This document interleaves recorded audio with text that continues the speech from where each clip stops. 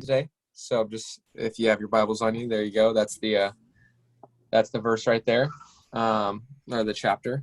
It's gonna be John chapter 9, verses 1 through 7 is what we're gonna be going through. Hey guys, how you doing? I think the last time I taught was like January, so it's definitely been a long time. Obviously, I've gotten to be with you guys over Zoom, and so I haven't missed you too much. Not that I don't miss you guys or anything, but I definitely, I do miss you guys, I promise. One day we're going to be back at Epic, and I'm going to be destroying all of you guys in 9 Square. But until then, there's a lot to do. So if you haven't gotten there now, you probably won't ever. John 9, here we go. It's about Jesus healing a man who was born blind, okay? So we start off with Jesus here in chapter 9, verse 1. As he went along, he saw a man blind from birth. His disciples asked him, "Rabbi, who sinned, this man or his parents, that he was born blind?" Okay, so the reason why they asked this is that it was a common belief back then that if somebody was born with like a deformity, or in this case this guy's blind, that he's blind for a reason, that either himself or his parents did something that was like so big or so bad, like they killed somebody, or I don't know, they went like all Doctor Strange and did like a bunch of witchcraft, and I don't know what they did, maybe created an alternate universe. The idea was that like if they did something so bad that their children or themselves would get punished, and that punishment would be like blindness. So that's why they're asking him this. So say, was it him or his parents that sinned? And he says, neither this man nor his parents sinned, but this happened so that the works of God might be displayed in him. As long as it is day, we must do the works of him who sent me. Night is coming when no one can work. While I am in the world, I am the light of the world. After saying this, he spit on the ground, made some mud with the saliva, and put it on the man's eyes. Go, he told him, wash in the pool of Siloam. This word means sent. So the man went and washed and came home seeing. Ew, that's disgusting. I don't know about you guys. I don't care if it was Jesus or if it was Donald Trump. If they spit on the ground and tried to rub it in my eyes, I would run home immediately. And not with the hopes of being healed, but out of just absolute disgust. But this guy had some great faith, and so that was cool. And so now we're going to kind of just go back in, and, we kind of already talked about verses 1 through 2. There's nothing really there. We're going to mainly be focusing on 3 through 7, and we're just going to kind of just go verse by verse, kind of break it down. And then we'll just kind of break out into small groups. But so I want to talk about verse 3 really quick first. Verse 3 and 4, I guess. It says, neither this man nor his parents sinned. This is going back to what Jesus was saying. He said, but this happened so that the works of God might be displayed in him. And so the first person I thought of when I thought of this, and when I read this, was like, I actually thought of Moses first. Moses from the Old Testament, from the book of Exodus and Numbers and Deuteronomy and Leviticus. He's got a lot of books written on him. Wow, hold on. I just realized Moses has the same amount of books written about him as Jesus does. Wow, that's a crazy stat right there. Like, I mean, you could argue Jesus was throughout the whole Bible, but no, we're just gonna say Jesus has 4, Moses has 4. That's a cool stat right there. I personally don't have a book of the Bible written about me, so anybody who does, kudos to them. So anyway, the first person I thought of was Moses, because if you guys didn't know, back in Exodus chapter 4, Moses is talking to God through a burning bush. And if you guys have never read this story, it's actually super cool. Essentially, God like takes figure in this bush that's burning and is like talking to Moses through it. And he's telling Moses like, hey, I need you in order to like free the Israelites from Egypt, who were being ruled by Pharaoh, which is like, I guess, best compared to like Hitler or something, right? Just bad guy. Okay, you don't want to deal with him. Okay. And God's telling Moses, like, hey, like, you're going to be the leader of the, like, revolution that's going to go up against Pharaoh. And Moses tells him in Exodus 4, he says, pardon your servant, Lord. I have never been eloquent, neither in the past, nor since you have spoken to your servant. I am slow of speech and tongue. And so some theologians believe when he says, I am slow of speech and tongue, that he had a speech impediment, or maybe he even had, like, a stutter or something. I mean, there's really nothing like more detailed than that right there. But then God immediately comes back, and in the next verse he says, who gave human beings their mouths? Who makes them deaf or mute? Who gives them sight or makes them blind? Is it not I, the Lord? Now go. I will help you speak and will teach you what to say.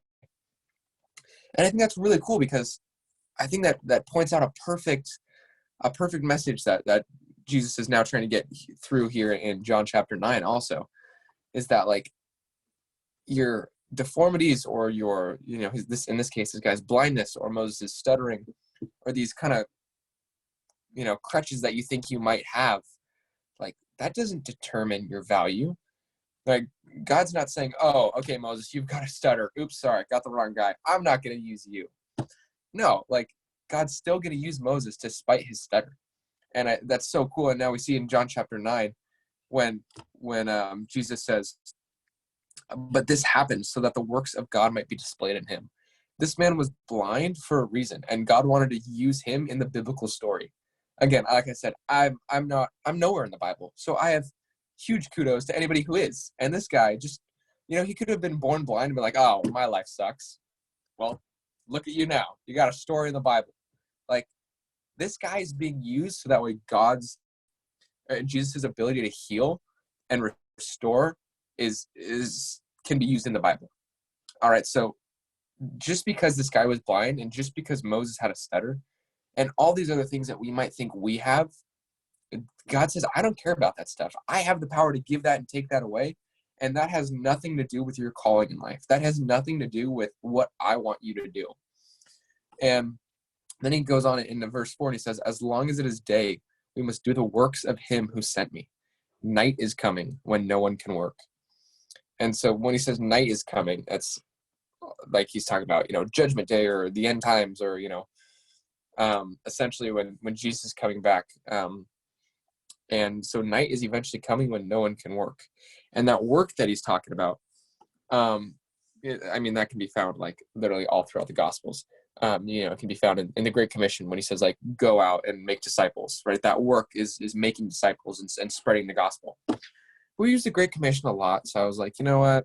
I'm kind of bored of the Great Commission. I feel like I get commissioned greatly, way too much at church. So I'm not going to use that example tonight. I was like, you know what? Let's go to Luke chapter 10. And in Luke 10, Jesus is actually sending out these 72 like apostles, and not his disciples. He actually sends out his disciples like the chapter before, and he says like, I'm giving you power over demons and stuff, and I'm going to send you out and like go preach the gospel.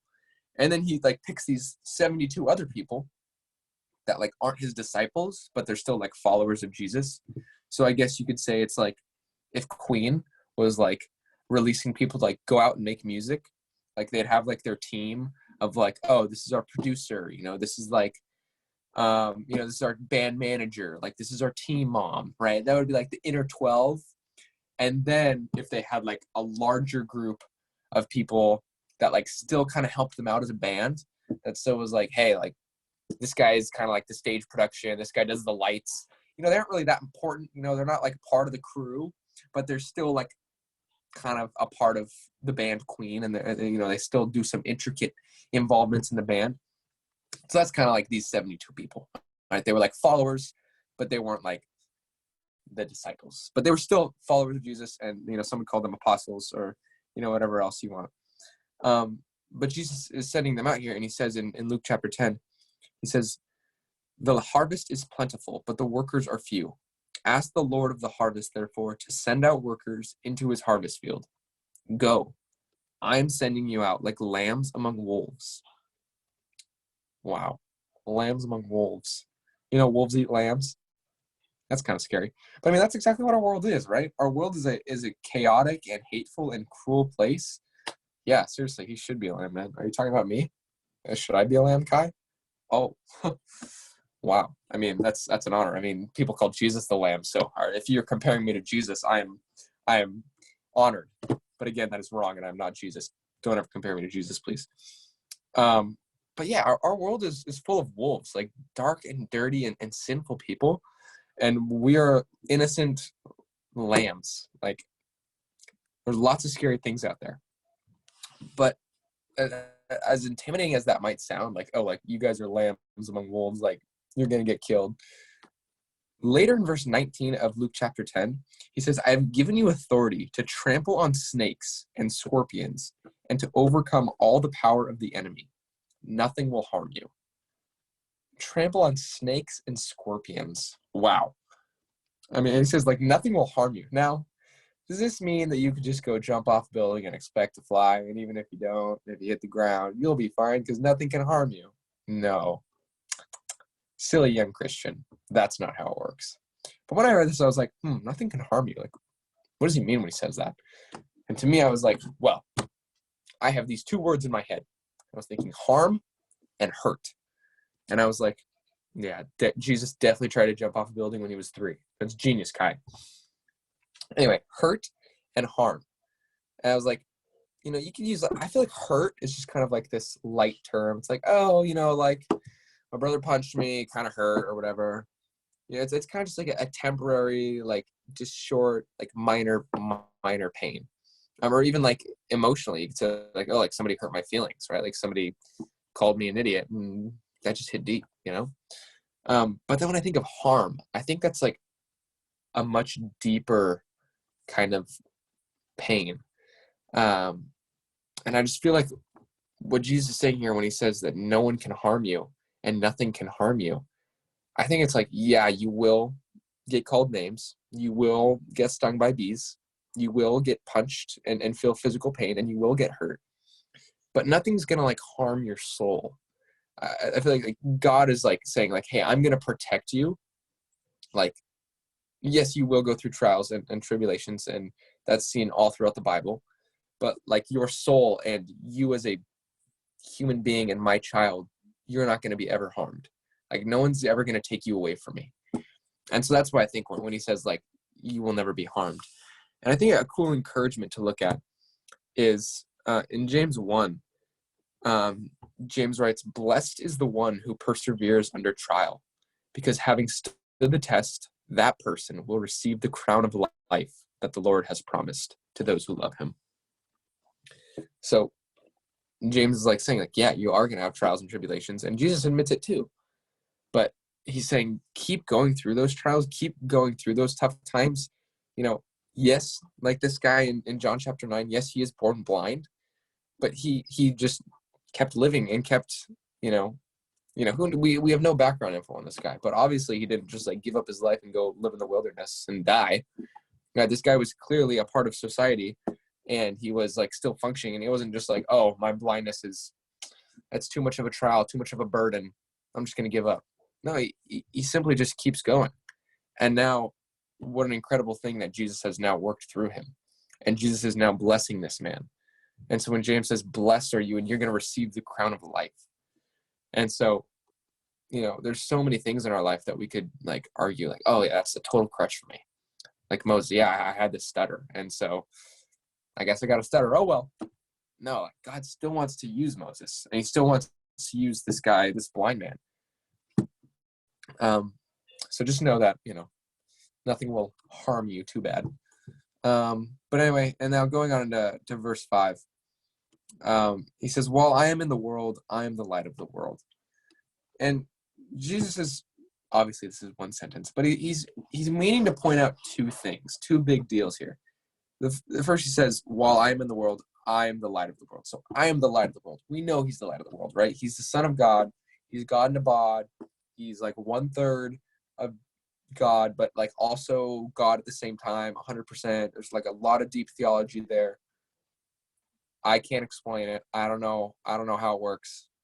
But we know that Jesus is the light, right? We can he lived a perfect life, sinless, flawless, and he showed us, he was the light in the darkness, right? He showed us how to live. He says, while I am in the world. Okay, because as much as Jesus was 100% God, he was also 100% man, right? He only lived to be in his mid-30s. This was 2,000 years ago. He knew he wasn't going to come into the world and be like 8 million years old and just like cruising around every single day and whatever. Like he knew his time on earth was temporary. He said, well, I'm in the world, I'm the light of the world. But he also knew that when he was no longer in the world, somebody else had to be the light, or some people else had to be the light. Some people else. Oh well, new grammar with Trevor. Anyway, this goes on into my next point and final point in verse 7. He says, go, wash in the pool of Siloam, which means sent. So the pool of scent, the pool of being like sent. I like not like sent like a that's a good scent, but like sent out. Like I just sent an email. Okay, that type of scent. SENT. And so Jesus is saying, yeah, when I'm in the world, I'm going to be the light of the world. But as he tells this blind man, now go, I'm sending you out, right? I kind of read it earlier in Luke chapter 10, right? Jesus is like sending out his 72 apostles. He sends out his 12 disciples. He sends out these 72 people. And God, honestly, like the point I'm trying to make here now is like God wants to send us out. Right? Because if he's not going to be the light anymore, I'm not saying like, oh, like Jesus is dead. Okay, he's completely irrelevant now. Some other God's going to step in. No. But now we have the Holy Spirit in us, and now we are called to be that light. And I think that's honestly one of the coolest things that like God has given us. I think it's, some people are like, oh, like, no, it's your individuality and your identity. And that's the coolest thing that God's given you. Or, oh, no, it's the ability to like freely choose what you want to do. And like free will is the coolest thing. But honestly, like, if you guys think about it, like we have the Holy Spirit. We literally have like God like inside of us. That's like weird. That's some trippy stuff, man. That's like beyond my ability to comprehend. But anyway, all that said, I just want you guys to know now, as Jesus was sending out this man, and as Jesus was sending out Moses, or God was sending out Moses, and Jesus is sending out his disciples and apostles. Now I am being called to send you guys out into your breakout rooms, but in going out into your life and being the lights, okay, and understanding that nothing can harm you, nothing can hurt your soul so bad, and whatever trials or tribulations or blindness or stuttering that you think you might have, God doesn't care. God still wants to use you despite those things. So, Scooter, what are we doing for breakouts?